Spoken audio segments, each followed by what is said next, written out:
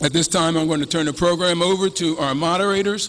We'll have two moderators. First part moderator will be Sharon Hobson from United Healthcare, and then the second moderator will be Lori Freeman, attorney at Archer and Griner PC. At this time, Sharon Hobson. Thank you very much. Thank you and good evening.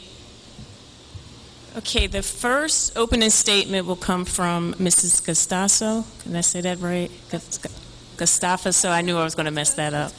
I'm Claire Gustafson. I live in Collingswood, New Jersey with my husband, Roy.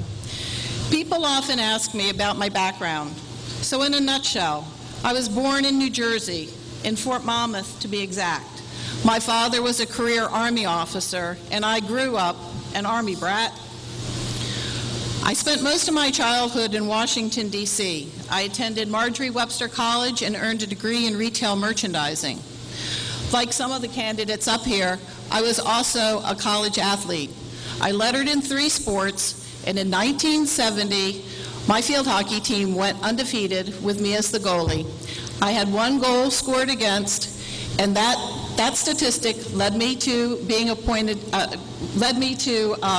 being selected for the All East Coast Conference team. I own my own small business, distributing children's clothing and accessories to retailers. I am the one Republican in this race who can win in November. First, because I am the one candidate that has managed to win an election in a Democratic town. I served on the school board in Collingswood. I was the vice president. It's going to take someone who has already proved that they can win with a Republican message against an overwhelmingly Democratic voter registration. Second, the Democrats have engaged in a 2-year strategy of accusing Republicans of waging a war on women. With me as your nominee, the strategy is gone. Additionally, I will be the first woman nominated by either party to compete for Congress in this 1st district. In fact, there have only ever been 5 women elected to Congress from the state of New Jersey. Bottom line, I've proved I can win in this district, and with your vote, we can make history together by sending a woman to Congress in November. Thank you.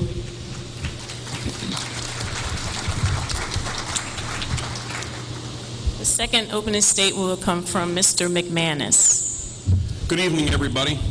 Thank you again for your time and for coming out here this evening and taking your time out here. I'm sure your busy schedules. I'm going to share a lot about myself this evening. I am a lifetime resident of South Jersey.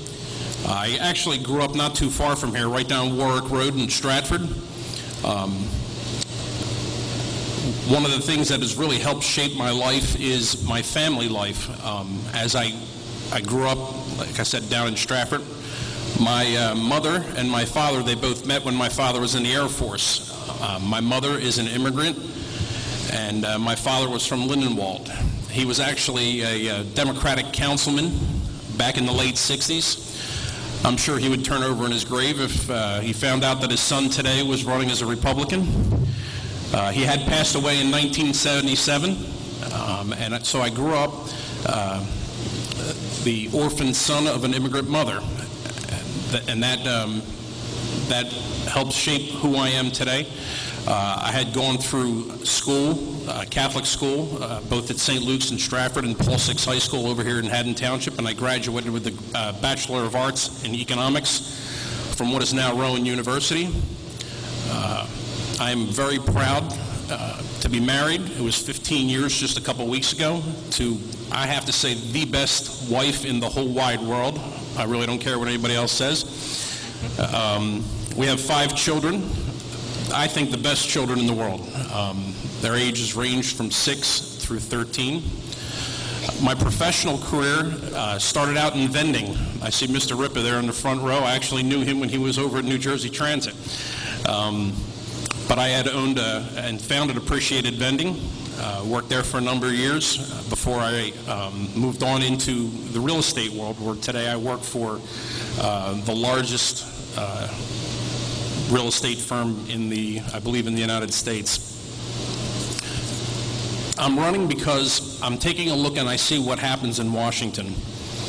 And one of the things that really is near and dear to my heart is when I was a child and I was growing up in the 70s and the 80s, and even as I reached my formidable years, one of the things that was available to everybody was an economic opportunity. Today, I don't see that as the case.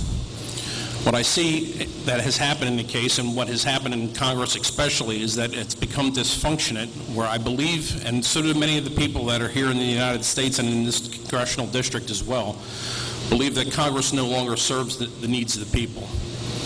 While on the surface, a lot of the problems, they may look to be overwhelming, I believe that there's a lot of simple things that we can do to make this work for not just Democrats or Republicans, not just for black or white, not just for man and woman, but for each one of us.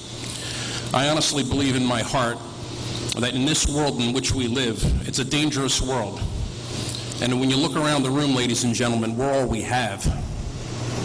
I'm not your enemy because I'm a Republican,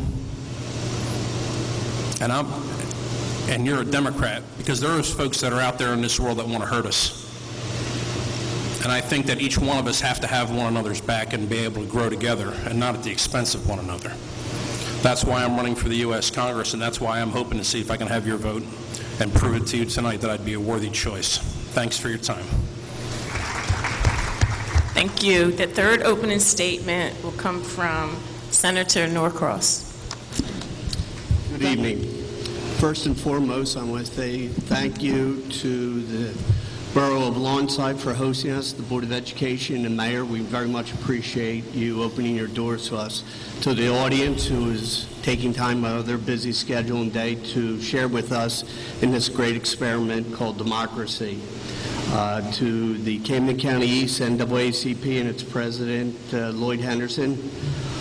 Certainly to my fellow candidates for stepping up to run in this race and in participating in the democracy, and to my colleague immediately to my left who served honorably so we could sit here today in Afghanistan. Let's give them all a round of applause.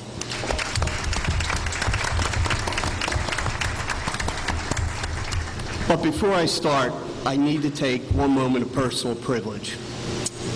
Today is May 13th. For most of you, it's just an ordinary day. For my colleagues up here, it's a day we debate. But in my family, it's my anniversary. And to my wife, who I know how to treat till a good time, of 31 years, happy anniversary, honey.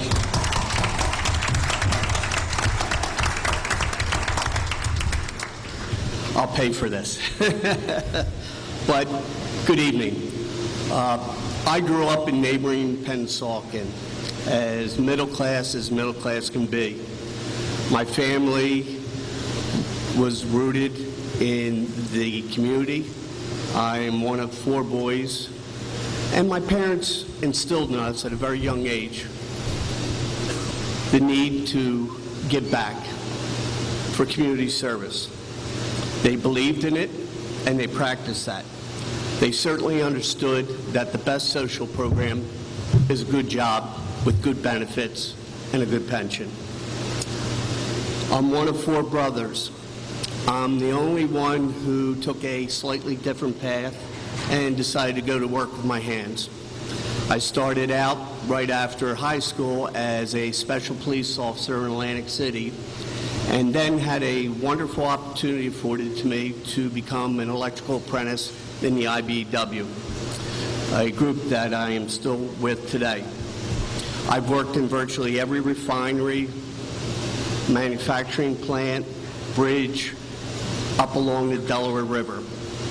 As my kids like to hear me say, I'm an electrician with a tie. I say that because I understand an honest day's work equals an honest day's pay. Following my parents' upbringing and myself, I understood that community service was something that I needed to do and I wanted to do.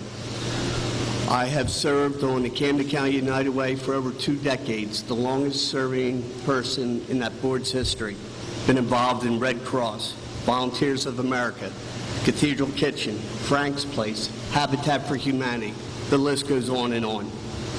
I also had the honor of running a small organization, 501c3 nonprofit called UOSS. Most of you probably never heard of it, but what you did hear of was what we did. First call for help, 211. That's what we did. We answered the phones for people who didn't know who to turn to. We gave them answers when they had none. I served as president of the Southern New Jersey AFL-CIO in building trades for over 16 years and designed a program and pioneered it that created a pre-apprentice programs for disadvantaged and minority youth, and certainly for ex-offenders who are looking for a second chance. This gave those individuals a chance to learn a trade. More importantly, it gave them a chance to change their lives, to grow a family, and to do something that we all know is called the American dream. I've run 4 out of the last 5 years and serving in my capacity as senator in the 5th District. Many people like to talk a lot in politics. I've listened to my constituents, and more importantly, I've done real things. Just one that I want to touch base on quickly is the Economic Opportunity Act, a groundbreaking jobs act. No more of the millionaire Republican trickle-down theory. This is about building here in New Jersey. This is about creating jobs here in New Jersey and creating those tax incentives for people to do it. When Mayor Warlow called me saying that the Pathmark was going to close down the street, I stepped in, and now you have a brand new ShopRite. When the school up the street was rotting away, she said, we want to keep our seniors here in Lawnside. I stepped in, and now we have a beautiful new senior housing for the residents of Lawnside.